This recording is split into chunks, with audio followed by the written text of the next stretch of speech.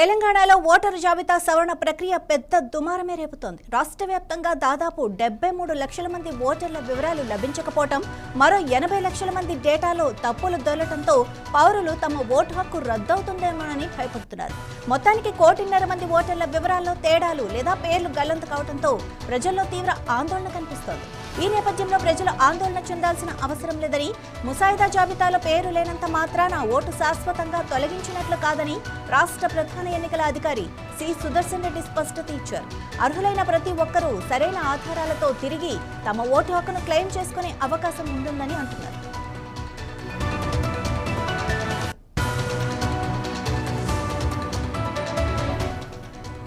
ఎన్నికల సంఘం అధికారులు జారీ చేయనున్న నోటీసులపై సీఈఓ సుదర్శన్ రెడ్డి వివరాలు వెల్లడించారు. 2002 రికార్డులతో సరిపోలాలని వారిని అన్మ్యాప్డ్ కేటగిరీగా గుర్తించారు. అలాగే పేర్లు, వయస్సు, చిరునామాల్లో తేడాలున్న వారిని అనామలీ కేటగిరీగా విభజించారు. ఈ 2 వర్గాల వారికి త్వరలోనే నోటీసులు జారీ అవుతాయి. వాటికి అనుగుణంగా సరైన ధృవపత్రాలు సమర్పించి వివరాలు సరిచేసుకోవాలని సుదర్శన్ రెడ్డి సూచించారు. జాబితాలో అసలు పేరే లేకపోతే ఫామ్ 6 ద్వారా ఆన్లైన్ ద్వారా ఆఫ్లైన్ పద్ధతిలో కూడా కొత్త దరఖాస్తు చేసుకోవచ్చని వివరించారు.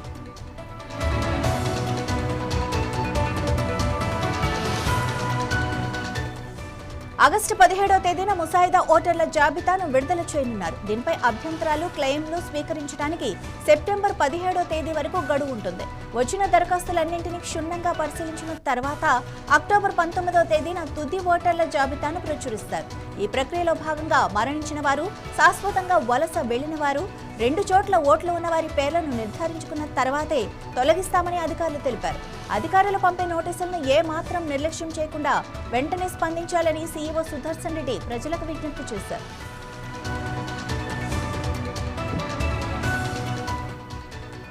ఓటరు జాబితాలో మీ పేరు ఉందో లేదో తనిఖీ చేసుకోవటం చాలా ముఖ్యం. ముసాయిదా జాబితాలో పేరు లేకపోతే కంగారు పడకండి. సెప్టెంబర్ 15వ తేదీ వరకు మీకు అభ్యంతరాలు, దరఖాస్తులు సమర్పించే అవకాశం ఉంది. ఎన్నికల సంఘం జారీ చేసే నోటీసులకు సకాలంలో స్పందించడం మర్చిపోవద్దని గుర్తు చేస్తున్నారు.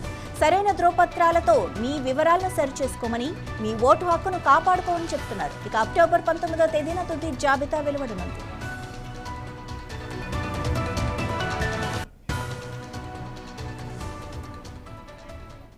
ఇదే విషయానికి సంబంధించి మరింత సమాచారం మా బ్యూరో చీఫ్ రాజ్ కుమార్ అందిస్తారు.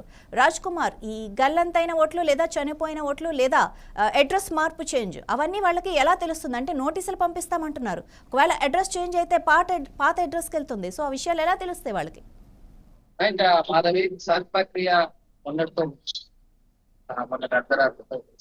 సో ఎవరెవరు మన తెలంగాణ రాష్ట్రంలో ఎన్ని డిజిటలైజేషన్ అంటే ఆన్లైన్ అయింది అనేది ఈసీ ఆల్రెడీ జాబితా ప్రకటించింది.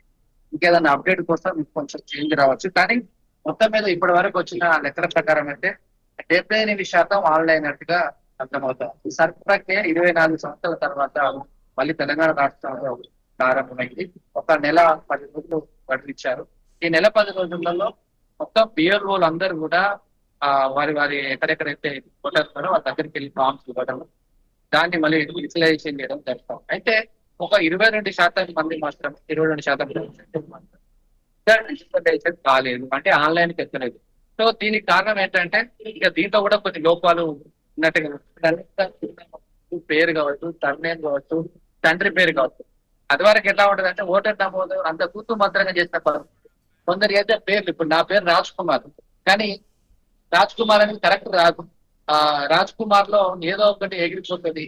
అంటే తండ్రి పేరులో ఒక పదం ఎగిరిపోవడము, ఇంగ్లీష్ లో ఒక రకం, తెలుగులో ఒక రకం ఉండడం, లేదా ఇంటి పేరులో కూడా కొన్ని మార్పులు ఉండడం, ఆ తర్వాత ఊరి పేరులో కూడా, తర్వాత స్ట్రీట్ అంటే ఇంటి నెంబర్ కావచ్చు, ఇంటి పేరు కావచ్చు, గ్రామం పేరు కావచ్చు, అంతకుముందు ఈ జాబితాలో సరైన కరెక్ట్ గా లేకపోవడం వల్ల ఏమవుతుందంటే ఇప్పుడు ఇచ్చే జాబితాలో సరిగా లేకపోతే ఈ రోజు మిస్మ్యాచ్ అయితే కూడా కొన్ని పోతా ఉన్నాయి. అందుకనే కొన్ని ఈ పేరు తర్వాత తండ్రి పేరు, చిరునామాలో కొంచెం తేడా ఏదైతుందో వాటన్నిటిని కరెక్షన్ చేసుకోవడానికి తీసి మళ్ళీ అవకాశం ఇస్తుంది.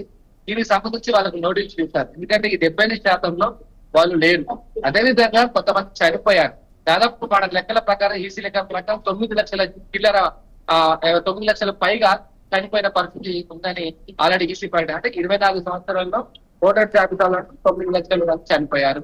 అదేవిధంగా చిరునామా మారిన వాళ్ళు, ఒక నియోజకవర్గం నుంచి ఇంకో నియోజకవర్గం ఒక జిల్లా నుంచి ఇంకో జిల్లా వరకు పోయిన వాళ్ళు ఉన్నారు. సో మొత్తం మీద 3,38,26,448 ఓటర్లు ఉంటే ఇప్పుడు ఎన్యూమరేషన్ లో 2,64,84,214 మాత్రమే డిజిటలైజేషన్ అయింది. సో ఇంకా 21% దాదాపు 21% ఇంకా డిజిటలైజేషన్ కాలేదు. అయితే దీనికి కారణాలు ఏంటంటే నిరక్షరాస్యత కారణం కావచ్చు, ఆ తర్వాత కొంతమందికి అపోహలు, అనుమానాలు. మనం చూసాం ఆ ఓటర్ జాబితాలో పేరు లేకపోతే పాస్పోర్ట్ రాదు, ఉద్యోగాలు రావు, కొంతమంది ఆత్మహత్యలు చేస్తున్నారు. అంటే భయం. ఈసారి ఈ ఫియర్ ఎక్కువైంది. ఎందుకో ఓటర్ జాబితా, ఓటర్ నమోదు కార్యక్రమం ఇవన్నీ మామూలుగా ఉంటాయి, కానీ ఎందుకో ఆ పశ్చిమ బెంగాల్ చేయబట్టి దేశవ్యాప్తంగా ఒక ఆందోళన అనేది అయితే ప్రజల్లో కలిగింది. సో ఎప్పటికీ రెగ్యులర్ గా ఉండే ప్రాసెస్, కానీ మరికొంత పారదర్శకంగా చేయడానికి ఈ సీట్ తీసుకొచ్చింది. కానీ దీని మీద రాజకీయ పార్టీలు కావచ్చు, ప్రజల్లో కొంత అపోహలు, విమర్శలు ఉండడం వల్ల కొంత ప్రాబ్లం అయితే. అదేవిధంగా ఇంటి చిరునామాలో ఎవరు లేకపోవడం కూడా ఒక సమస్య. మనం చూస్తాం విలేజ్ లోకి వెళ్తే, గ్రామాల్లో అయితే ఉదయం వెళ్ళి సాయంత్రం పొలం పళ్ళకి సాయంత్రం వస్తారు. అదే నగరాల్లో, పట్టణాల్లో అయితే ఉద్యోగాలకు వెళ్తారు, రాత్రి డ్యూటీలు ఉంటాయి, మార్నింగ్ డ్యూటీలు ఉంటాయి, సరైన అందుబాటులో ఉండరు రూమ్ దగ్గర. సో వాళ్ళ ఫార్మ్స్ కూడా డిజిటలైజేషన్ రాలేదు. కొంతమంది ఇంటికి బిఎల్ఓలు రాలేదని కూడా మన 9+ న్యూస్ అడిగినప్పుడు చెప్తున్నారు, మా ఇంటికి ఎవరు రాలేదని కూడా అన్నారు. సో వీళ్ళు ఏమంటున్నారు, అధికారులు అయితే మేము వెళ్ళాము, వాళ్ళ డోర్ లాక్ వేసి ఉన్నారు. సో దీని వల్ల కూడా కొంత సమస్య వస్తుంది.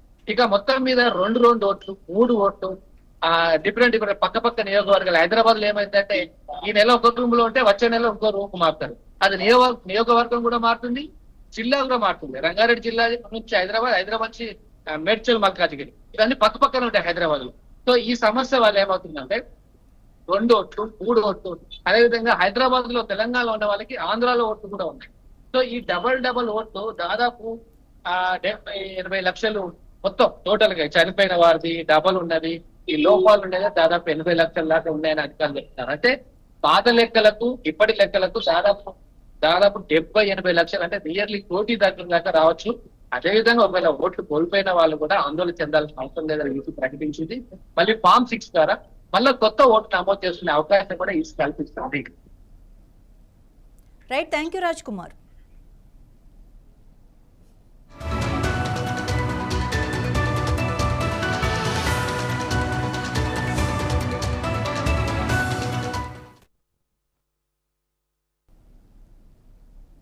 సంగారెడ్డి జిల్లా జహీరాబాద్ మండలం